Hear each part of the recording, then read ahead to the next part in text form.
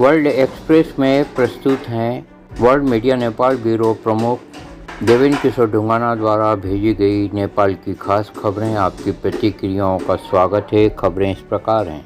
नेपाल के प्रधानमंत्री पुष्पकमल दहल प्रचंड ने 28 अप्रैल को प्रदान की गई चिकित्सा सहायता के लिए चीन के प्रति आभार व्यक्त किया है। उन्होंने कहा कि नेपाल मानव स्वास्थ्य समुदाय के निर्माण की अवधारणा के तहत चीन के साथ सहयोग को मजबूत करने के लिए तत्पर है। उसी दिन प्रचंड ने नेपाल की राजधानी काठमांडू में चीन सहायता प्राप्त सिविल सेवा अस्पताल उन्नयन एवं नवीनीकरण परियोजना का हैंड ओवर समारोह एवं चीन की विदेशी चिकित्सा सहायता की 60वीं वर्षगांठ के उत्सव समारोह में भाग लिया। अपने उद्बोधन में उन्होंने कहा है कि चीन ने कोविड-19 महामारी के दौरान नेपाल को चिकित्सा उपकरण और आपूर्ति प्रदान की। नेपाल अपने मित्र पड़ोसी चीन द्वारा दिखाई गई उदार सहायता और ईमानदारी से एकजुटता की हमेशा याद रखेगा। प्रचंड ने कहा कि सिविल सेवा अस्पताल नेपाल और चीन के बीच घनिष्ठ सहयोग का प्रतीक बन गया है।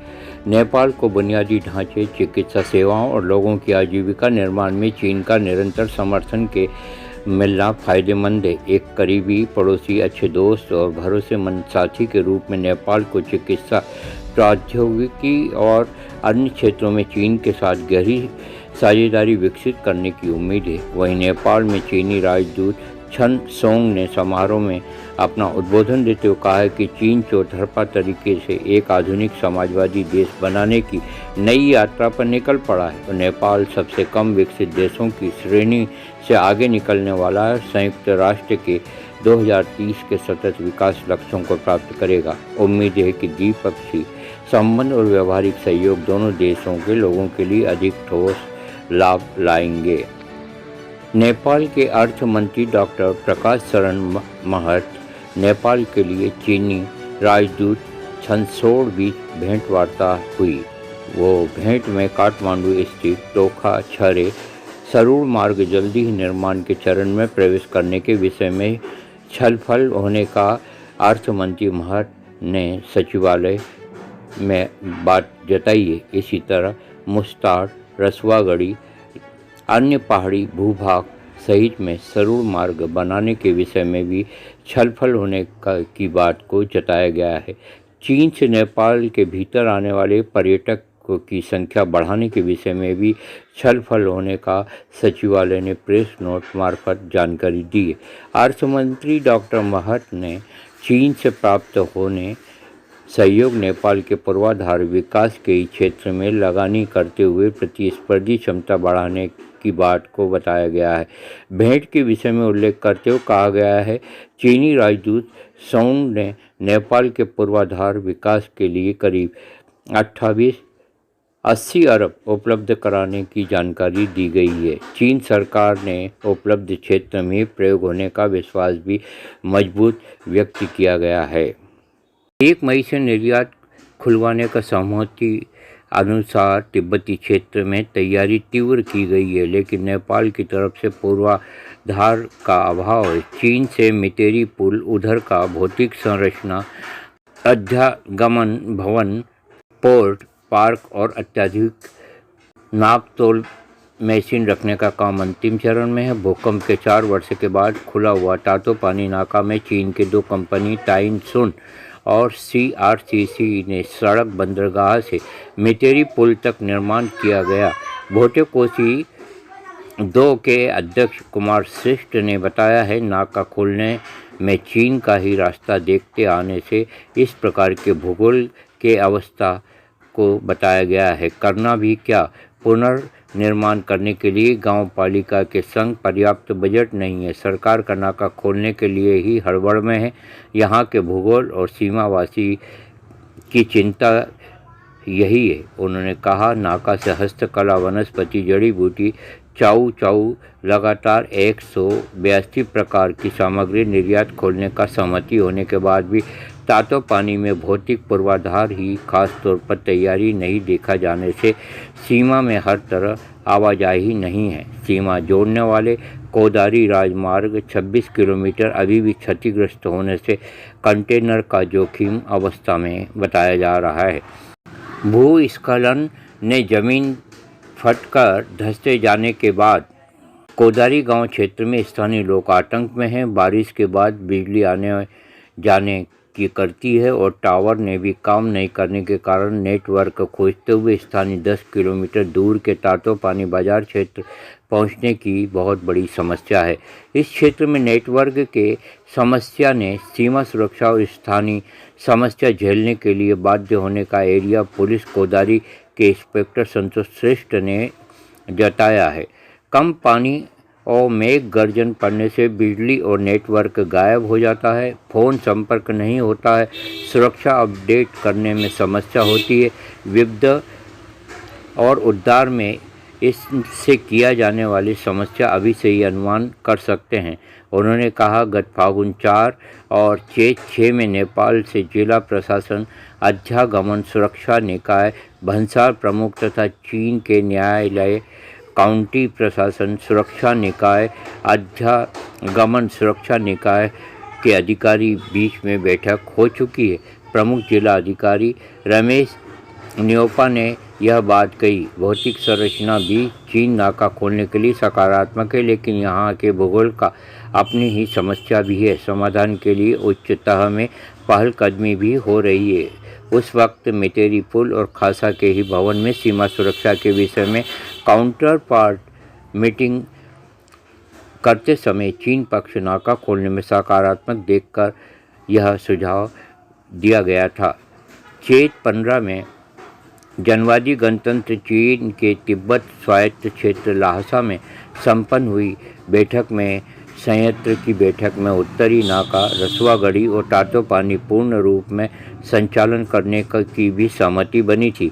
बैसाख 4 में नेपाल और चीन के सरकारी अधिकारियों के बीच निर्यात खोलने सहित 6 बूंदे मौखिक सहमति हुई। उसके बाद कुछ समय में ही उत्तरी केरल नाका पूर्ण रूप से संचालन में आने से चैत्र 28 में भौतिक पूर्वाधार निर्माण में नाप तोला कांटा रखने का कहते हुए 1 सप्ताह के लिए तातोपानी चीन बंद कर दिया गया। केरूर पूर्ण रूप में खोलने से तातोपानी से निर्यात ही नहीं खोलने का मौखिक सहमति होने के बाद यहाँ स्पष्ट रूप से लोग निराश हैं और रुष्ट हैं। राजधानी काठमांडू से चीन के व्यापारिक क्षेत्र खासा 124 किलोमीटर, रसुआगढ़ी नाका से 164 किलोमीटर दूरी में पड़ता है।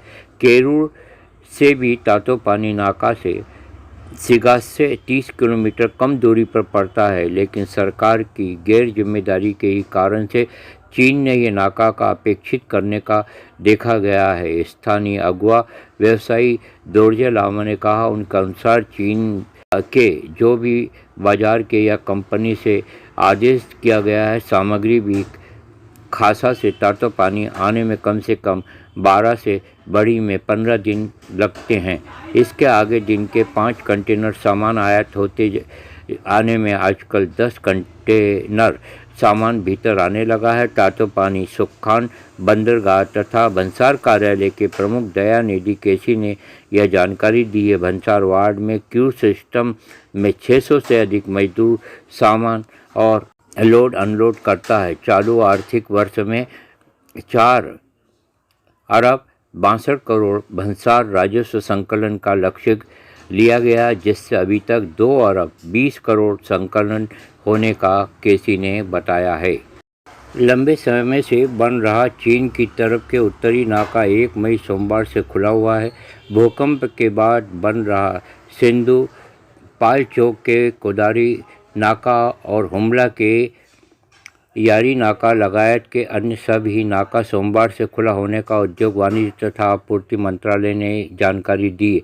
चीन तरफ के नाकाओं में मुस्ताड के कोरला, सटभुआ सभा के कीमाठा का तातले, जुट के ओलार चुरंडला रहा है, मगु के न्यायडे दारचूला के व्यास, गोरखा के चुमनी और डोपला के उत्तरी नाका भी खुला होने का मंत्रालय ने बताया है। उद्योग वाणिज्य तथा आपूर्ति मंत्रालय के सचिव मधु कुमार मरासिनी और चीन के स्वशासित और तिब्बत के उपाध्यक्ष शिलार नीमा बीच गत चैत्र महीना में चीन में हुआ मुलाकात के क्रम में 1 मई बैसाख 18 से चीन तरफ के सभी नाका खुला करने की सहमति अनुसार नाका खुला किया गया है। चीन तरफ के व्यापारिक नाका रसुआ के केरूर, कोदारी और यारी रहा है। केरूर और कोदारी नाका से सामान आयात निर्यात अधिक होते हैं। हुमला के यारी नाका से भी सामान के आयात होते रहते हैं। 2072 बैसाख 12 में घटित भूकंप के कारण तातोपानी नाका लंबे समय से बन रहा था। वह नाका के बीच में कार्गो सामान आयात होने के बाद भी नाका पूर्ण रूप से संचालन होने नहीं सका। सरकार ने 2076 चैत्र 11 में कोविड-19 सड़क क्रमण बढ़ते जाने के कारण लॉकडाउन किया जाने के बाद बन रहा चीन तरफ के रसुआगढ़ी केरूर नाका बन रह गया था। लंबे समय से नेपाल चीन बीच के सबसे बड़ा उत्तरी सीमा तातोपानी नाका से 8 वर्ष के बाद चीन तरफ के निर्यात खुला किया गया है। सिंधु पलांचोक के प्रमुख जिला अधिकारी रमेश न्योपाने ने दोनों ही देश से आयात निर्यात खुला करते हुए 1 मई से नाका संचालन में आने की जानकारी दी गई है। दोनों ही देश में मालवाहक कंटेनर आवाजाही होने लगा है। चीन और नेपाल के सुरक्षा निकायों के उपस्थिति में दोनों ही देश से आयात निर्यात खुला किया गया। मेटेरी पुल से 3 कंटेनर से चीन तरफ मूढ़ा, जूट, मैट्रिक्स और हस्तकला की सामग्री भेजकर निर्यात खुला किया जाने का प्राजी न्योपाने ने बताया। 2072 बैसाख 12 भूकंप के 4 वर्षों बाद वह नाका 2076 जेट 15 से आंशिक रूप से संचालन में आया था। भूकंप के आगे वो नाका से हस्तकला का सामग्री, वनस्पति, जड़ी बूटी लगायत के 182 प्रकार की सामग्री निर्यात होते आया है। तातोपानी नाका पूर्ण रूप से संचालन की गत फाल्गुन 4 चैत्र 6 में नेपाल से जिला प्रशासन कार्यालय, अध्यागमन कार्यालय, जिला के सुरक्षा निकाय तातोपानी भंसार कार्यालय और चीन के न्यायालय काउंटी प्रशासन सुरक्षा निकाय अध्यागमन लगायत के अधिकारी भी सीमा क्षेत्र में बैठक हुई थी। इस बैठक में नाका से होने वाली अवांछित गतिविधि, आपराधिक गतिविधि की समस्या हटने के विषय में बातचीत हुई थी। क्षेत्र 15 में जनवादी गणतंत्र चीन के तिब्बत स्वायत्त क्षेत्र लासा में संपन्न नेपाल चीन के उच्च स्तरीय संयंत्र की बैठक में तातोपानी नाका पूर्ण रूप में खोलने के लिए सहमति बनी थी। बैसाख 4 से संपन्न नेपाल चीन के सरकारी अधिकारी के बीच निर्यात खोलते सहित 6 मुद्दों पर सहमति हुई थी। क्षेत्र 28 में चीन ने भौतिक निर्माण पूर्वाधार में नापतोल कांटा रखने का कहते हुए चीन ने 1 सप्ताह के लिए नाका पूर्ण रूप से बंद किया था। वैशाख 17 तक खासा से दैनिक 10 संख्या में मालवाहक कंटेनर नाका भीतर आने का तातोपानी सुख्या बंदरगाह भंसार कार्यालय का प्रमुख अधिकृत दयानिधि केसी ने बताया है। चालू आर्थिक वर्ष में अब तक 4 अरब 62 करोड़ भंसार राजस्व संकलन लक्ष्य किया गया, जिसका अब तक 2 अरब 20 करोड़ संकलन होने का केसी ने बताया। भूकंप के आगे वो नाका से वार्षिक 20 अरब के आयात और 2 अरब के निर्यात हो रहा था। उससे राज्य ने वार्षिक 5 अरब रुपए राजस्व आमदनी करता था। चीन के खासा से 114 किलोमीटर दूरी में काठमांडू पहुंचा जा सकता है। रसुआगढ़ी नाका 164 किलोमीटर दूरी में पड़ता है।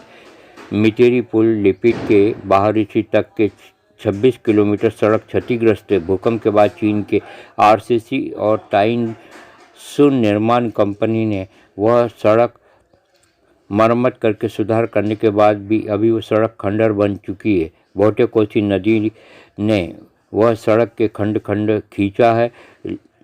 लिपिड़ बाजार से वहाँ विषय तक के भूगोल की अवस्था कमज़ोर होने के कारण समाधान के लिए उच्च तह में संपर्क हो रहा है।